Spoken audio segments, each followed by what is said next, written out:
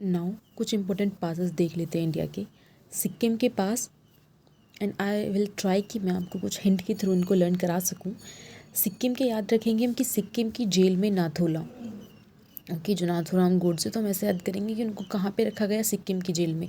तो सिक्किम में हमारे 2 पासेस होते हैं, जलेपला एंड नाथुला। ओके, आप इनकी ट्रिक को कि आप अपनी कॉपी में नोट डाउन करें, तो उसके बाद एक बार आप रिवाइज करेंगे ना, तो आपके दिमाग में ये निमोनिक्स चल जाते हैं, है ना, क्योंकि हमें मूवी सीन ज़्यादा याद होते हैं, और अगर हम वही चीज़ अगर हम कुछ कॉपी में देखें में वो याद नहीं होते, यानी कि अगर कोई चीज़ इंटरेस्टिंग है वो हमारा माइंड जल्दी कैच करता है। ओके, हिमाचल प्रदेश में याद रखेंगे, हिमाचल में रोहित शिल्पी को 12 आना दे। ओके, जो पहले हमारा करेंसी सिस्टम था, आने आने वगैरह चलते थे, तो 12 आना दे। ओके, तो इसमें हम आपको क्या याद कैसे याद रखेंगे कि हिमाचल प्रदेश में सबसे पहले है Rohtang pass, after after that Shipki La pass, third is Baralacha pass, and the fourth one is Debsa pass. Okay, तो सिंपल सी ट्रिक थी, रोहित शिल्पी को 12 आना दे।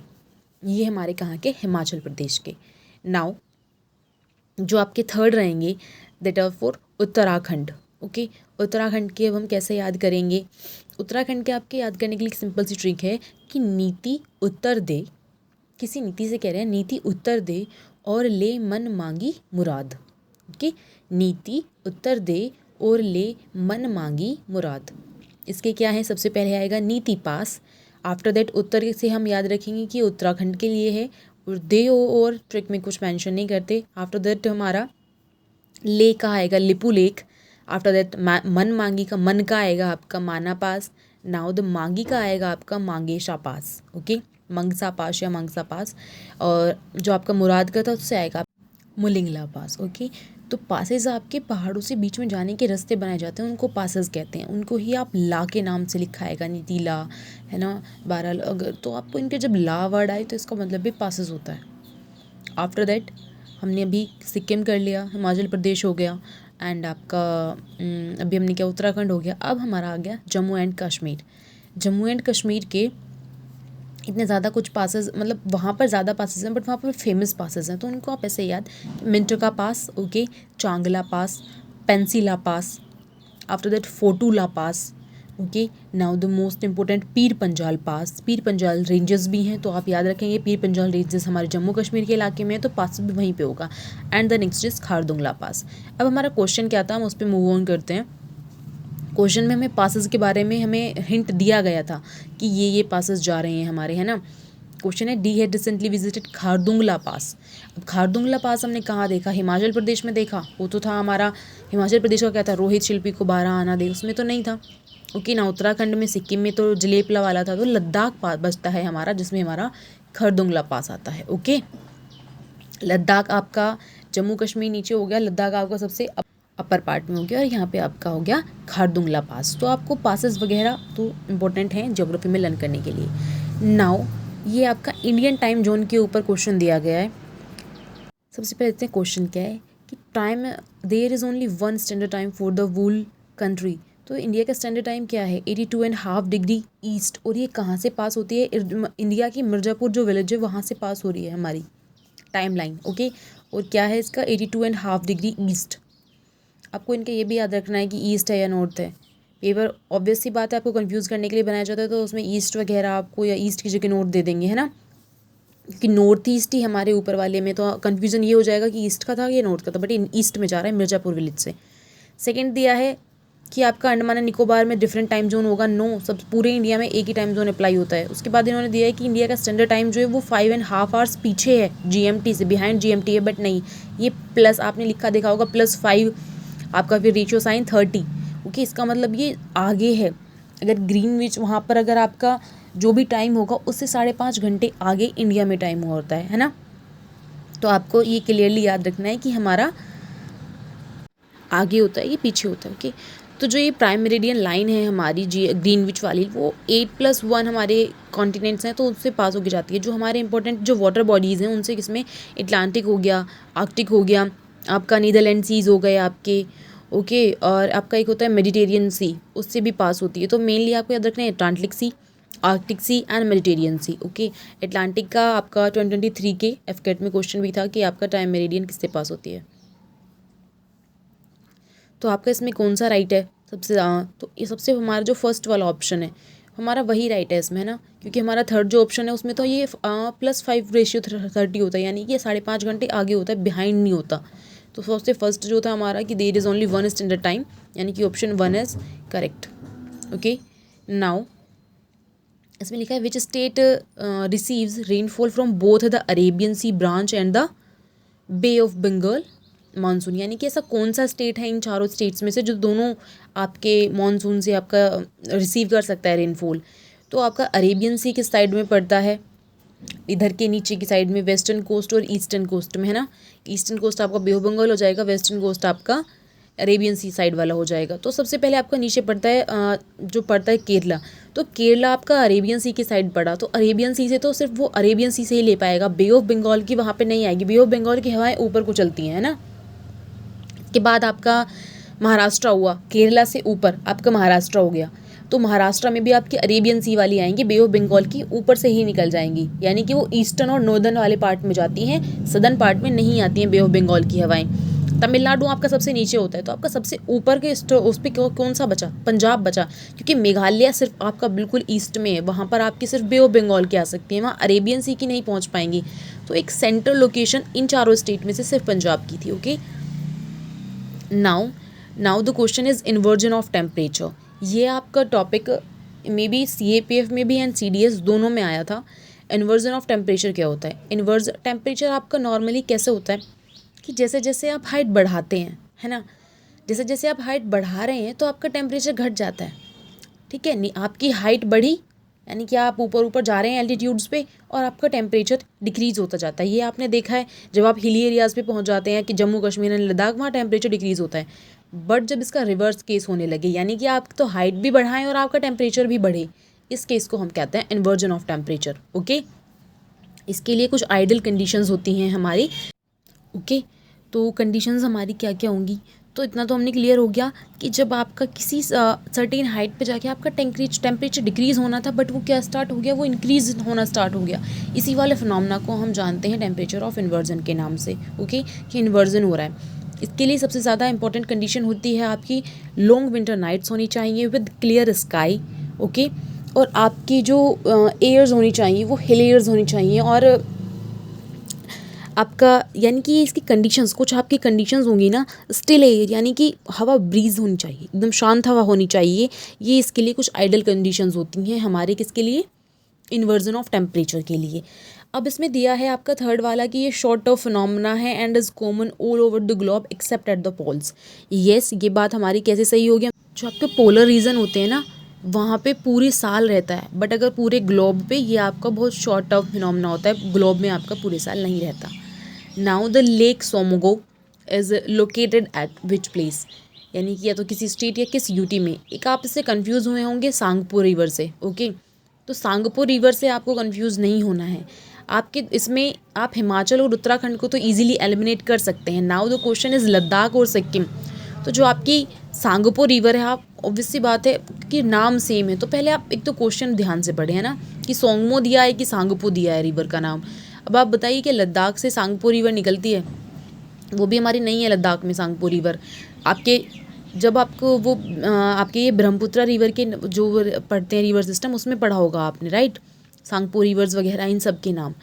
तो जो सांगपो था वो तिब्बत में ब्रह्मपुत्रा का ही नाम था, ये हमने पढ़ा था। ये है आपकी लेक तसोमगो, ये आपकी मिलती है सिक्किम में। ओके, तो ये जो आपके ऐसे नाम मिलेंगे कि आपके बेसिकली सिक्किम वाले एरियाज़ में मिलते हैं, है ना, सिक्किम, अरुणाचल प्रदेश, ये इस एरियाज़ के नाम होते हैं। और मेन पार्ट है क्वेश्चन को थोड़ा ध्यान से पढ़ना।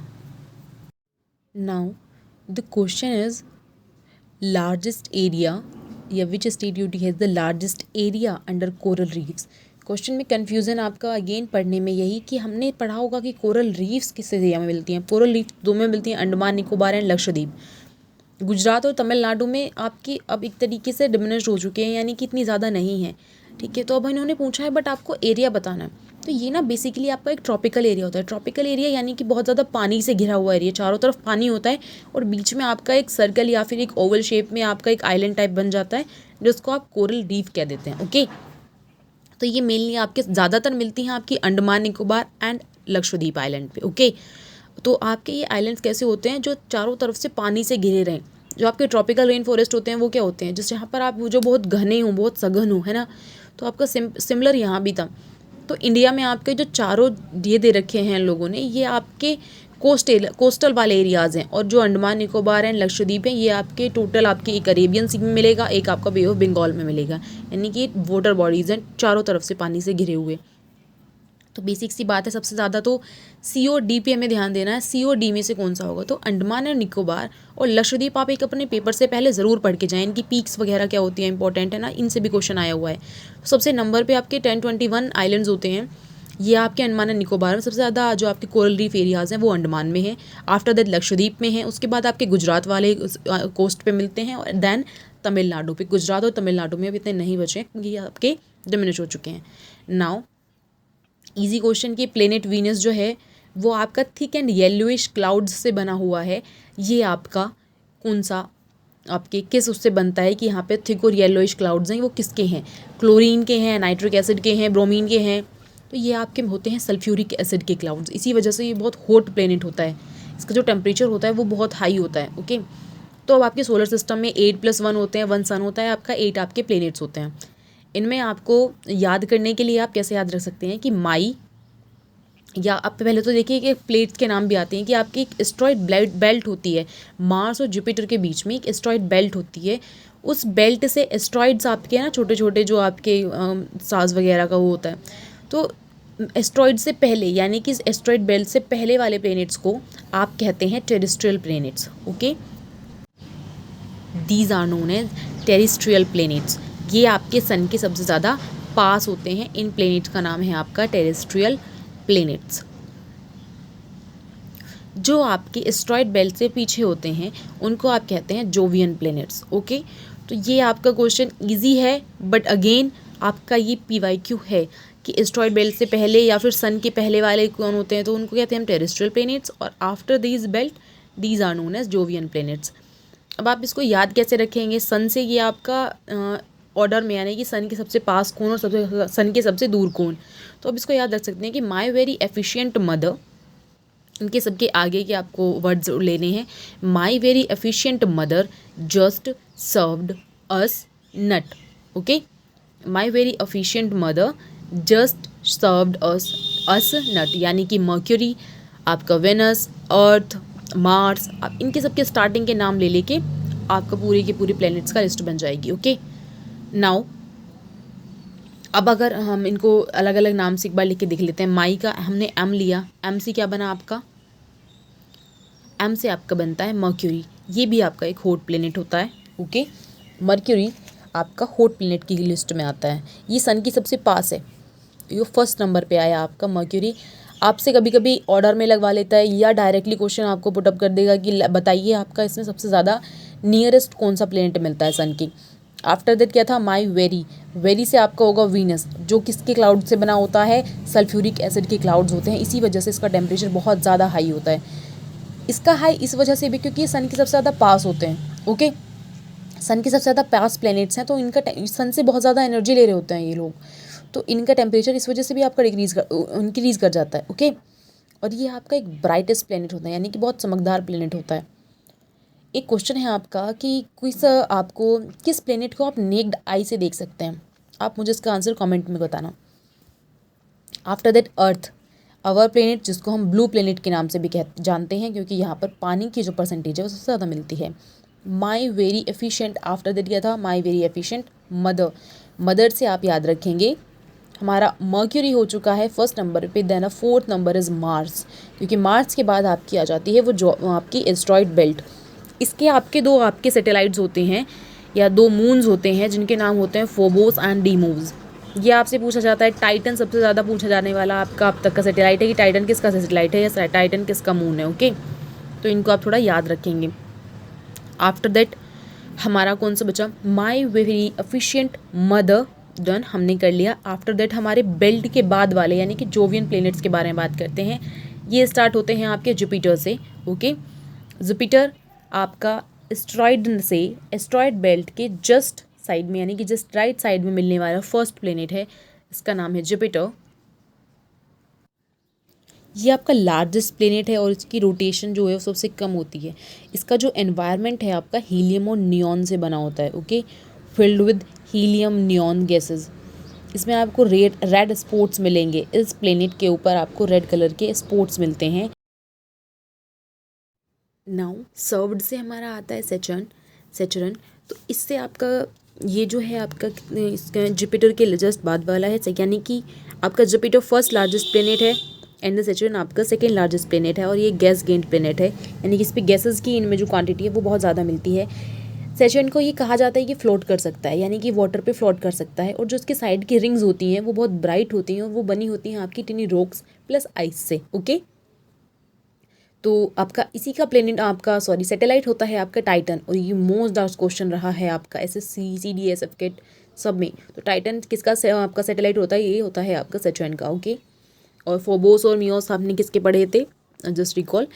After that Uranus served us था, तो अस से हमने लिया यूरेनस। यूरेनस आपका एक ग्रीन कलर का प्लेनेट होता है और ये अपनी एक्सिस के क्लॉकवाइज रोटेशन होता है। और इसके आपके कुछ सैटेलाइट होते हैं मिरांस एंड एरियल, ओके। एक अम्ब्राइल भी है आपका, बट जो मेन है आपके Miranda and Ariel. After that the last one is Neptune. Neptune आपका सबसे फार्देस्ट होता है आपके सन से, क्योंकि सबसे लास्ट प्लेनेट है आपका सोलर सिस्टम का। ये आपका ब्लूइश कलर का होता है और जो इसका ब्लू कलर है वो जस्ट ये आपका होता है because of methane, okay. Methane that is CH4। तो इसकी वजह से इसका कलर मिलता है आपको blue. Now the next question is Which one of the following highlands of India you can find temperature forests called sholas? किसी एरियाज़ में आपको शोलाज नाम के टेम्परेचर फॉरेस्ट मिलते हैं। सबसे पहले टेम्परेचर फॉरेस्ट के बारे में पता हो। टेम्परेचर फॉरेस्ट आपके हाईलैंड्स एरिया यानी कि जो हिली एरियाज़ होते हैं उनमें मिलते हैं। टेम्परेचर फॉरेस्ट के लिए आपकी आइडल कंडीशन होती है कि आप वहाँ पर रेन काफ़ी हो, यानी कि 150 से 200 सेंटीमीटर्स के जो एरियाज़ होते हैं उनमें, यानी कि जहाँ पर एवरग्रीन फॉरेस्ट मिलते हैं आपको, उन वाले एरियाज़ में आपके टेम्परेचर फॉरेस्ट पाए जाते हैं। नाउ जो आपके दो टाइप होते हैं, या तो आपके ईस्टर्न में मिलेंगे या आपके सदर्न पार्ट में मिलते हैं। तो ईस्टर्न पार्ट की बात करें तो फर्स्ट है हमारा Assam, after that Bengal, West Bengal के बाद आपका थर्ड स्टेट आ जाता है Sikkim. After Sikkim the eastern state of India, okay, that is Arunachal Pradesh. Arunachal Pradesh को ही कहा जाता है कि यहाँ पर सबसे पहले सनराइज़ होता है इन इंडिया। और पूरे वर्ल्ड में आप मुझे बताएंगे वर्ल्ड में सबसे पहले सनराइज़ कहाँ होता है। Now the fifth one is our Nagaland. These 5 states contain temperature forest, यानी कि यहाँ पर जो आपका वाटर का लेवल है वो सबसे ज़्यादा होता है। रेनफॉल होता है वो आपका सब 150 to 200 सेंटीमीटर के बीच का होता है। If we talk about the southern part, यानी कि eastern Ghats and western Ghats, यहाँ पे आपके कुछ स्टेट्स होते हैं। Like if we talk about the western ghat that is Kerala. After Kerala we have Tamil Nadu, okay. After Tamil Nadu we have Karnataka. Tamil Nadu आपका नीचे के पार्ट में मिलता है, ओके। कर्नाटका,